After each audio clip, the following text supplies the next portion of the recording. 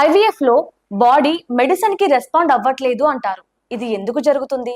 ఏదైనా సొల్యూషన్ ఉందా? ఐవీఎఫ్‌లో actually treatment చూస్తుంటే అండి, it is trailer made protocol. Okay treatment అనేది అందరికీ ఇవ్వము. ఒక లేడీకి ఒక్కొక్కరి బాడీ డిఫరెంట్ కదా! మన ఐస్, మన స్కిన్, మన హెయిర్ ఎలా డిఫరెంట్ ఉందో ఎవ్రీ లేడీ ఈస్ డిఫరెంట్.